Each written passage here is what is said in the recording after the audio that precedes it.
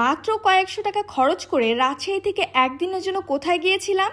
সকালবেলা train journey থেকে শুরু করে সারাদিনের ঘোরাঘুরি, মজা, খাওয়া দাওয়া সবকিছু মিলিয়ে কেমন ছিল আমাদের পুরো দিনটা, আর সব শেষে মোট কত টাকা খরচ হলো সবকিছুই থাকছে আজকের এই ভিডিওতে। তো চলুন শুরু থেকেই আপনাদের নিয়ে ঘুরে আসি আমাদের এই সুন্দর একদিনের জার্নিতে। সো হ্যালো এভরিওয়ান, আসসালামু আলাইকুম। আজকে আমরা চলে যাচ্ছি লালপুর গ্রিন ভ্যালি পার্কে। আজকে আমাদের প্ল্যানটা ছিল একটু অন্যরকম, কারণ পুরো দিনের ট্রিপটা আমরা শুরু করব ট্রেন জার্নি দিয়ে। আর সকাল সকাল ঘুম থেকে উঠে আমরা সবাই রেডি হয়ে চলে আসি স্টেশনে। সকাল 6:20 ট্রেন, আর আমরা কয়েকজন ফ্রেন্ড মিলে শুরু করে দেই আমাদের ছোট্ট একটা ডে ট্রিপ। সত্যি বলতে বন্ধুদের সঙ্গে ট্রেন জার্নির মজাটাই আলাদা।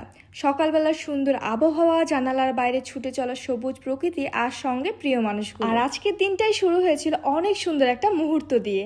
রাজশাহী থেকে আব্দুলপুর পর্যন্ত ট্রেনের টিকিট ছিল মাত্র 50 টাকা। এরপর আমরা নেমে পড়ি আব্দুলপুরে। আর সকাল সকাল ভ্রমণে বের হলে প্রথম কাজ কিন্তু ঘোরাঘুরি না, নাস্তা। তাই আমরা আব্দুলপুরে নেমেই নাস্তা করে নিই। সকালের নাস্তায় ছিল গরম গরম লুচি আর ভাত। তবে সবচেয়ে ভালো লাগার বিষয় হচ্ছে মাত্র 30 টাকায় আমাদের সকালের নাস্তা একদম কমপ্লিট হয়ে যায়। কম খরচে পেট ভরে নাস্তা করে আমরা আবার বেরিয়ে পড়ি আমাদের মূল গন্তব্যের উদ্দেশ্যে। আব্দুলপুর থেকে আমরা একটা অটো রিজার্ভ করে চলে যাই লালপুর গ্রিন ভ্যালি পার্কের উদ্দেশ্যে। পুরো অটো রিজার্ভ করতে আমাদের খরচ হয়েছিল মাত্র 180 টাকা। আর আমরা এত সকালে রওনা দিয়েছিলাম যে প্রায় সকাল 8টার মধ্যে গ্রিন ভ্যালির সামনে পৌঁছে চলে এসেছি গ্রিন ভ্যালিতে। সবার প্রথমে আমরাই চলে এসেছি।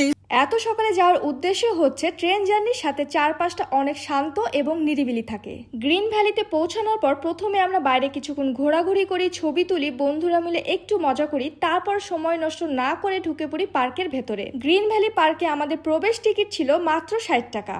আর সত্যি বলতে ভেতরে ঢোকার পর জায়গাটা দেখে আমাদের প্রত্যেকেরই বেশ ভালো লেগে যায়, কারণ এখানে শুধু একটা সাধারণ পার্কের মতো পরিবেশ না, চারপাশে যতদূর চোখ যায় শুধু সবুজ আর সবুজ। মনে হচ্ছিল শহরের ব্যস্ততা থেকে অনেক দূরে কোনো একটা সবুজে ঘেরা প্রাকৃতিক জায়গায় চলে এসেছি। সবচেয়ে ভালো লেগেছে এখানকার পরিবেশটা, চারপাশে গাছপালা, সুন্দর সুন্দর বসার জায়গা, ঘোরাঘুরি করার মতো অনেক স্পট, সেই সুন্দর বাতাস হচ্ছে।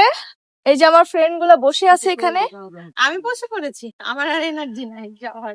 আর এই যে দেখেন এমন একজনকে নিয়ে এসেছি, ঘুমাচ্ছে। এখানে বিভিন্ন ধরনের রাইড রয়েছে, বাচ্চাদের জন্য রয়েছে অনেক খেলার ব্যবস্থা, এমনকি নামাজ পড়ার জন্য মসজিদও রয়েছে, যেটা আমার কাছে খুবই ভালো লেগেছে। আর যারা পরিবার কিংবা বন্ধুদের সঙ্গে একটা দিন সুন্দরভাবে কাটাতে চান তাদের জন্য জায়গাটা বেশ ভালো একটা অপশন হতে পারে।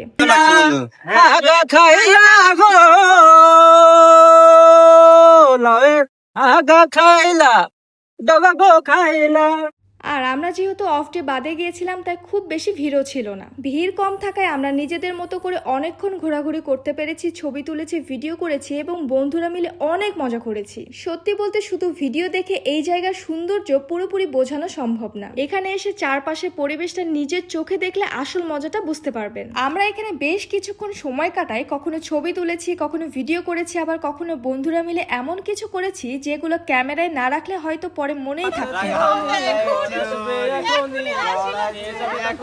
ভ্রমণের আসল আনন্দটা আসলে এখানে। জায়গাটা যতই সুন্দর হোক, প্রিয় মানুষগুলো যদি সঙ্গে থাকে সেই মুহূর্তগুলো আরো বেশি সুন্দর হয়ে যায়। তবে আজকের দিনটা এমন ছিল, কিছুটা বৃষ্টি, কিছুটা রোদ, আবার কিছুটা বাতাস, সব মিলিয়ে খুবই সুন্দর একটা দিন ছিল। এই পার্কে সুইমিং এর ব্যবস্থার পাশাপাশি পিকনিক স্পট, কনভেনশন হলও আছে। যারা অফিসিয়ালি প্রোগ্রাম করতে চায় তারা এখানে প্রোগ্রাম করতে পারবে।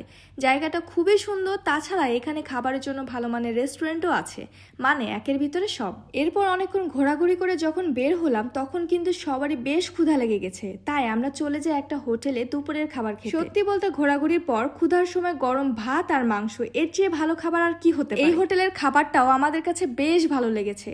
পেট ভরে খাওয়া দাওয়া শেষ করে এবার আমাদের পরবর্তী গন্তব্য গ্রিন ভ্যালি থেকে বের হয়ে আমরা চলে যাই পাকশি ব্রিজে। সেখানে কিছুক্ষণ ঘোরাঘুরি করে স্টেশন দেখি এবং আশেপাশে পরিবেশটা উপভোগ করি।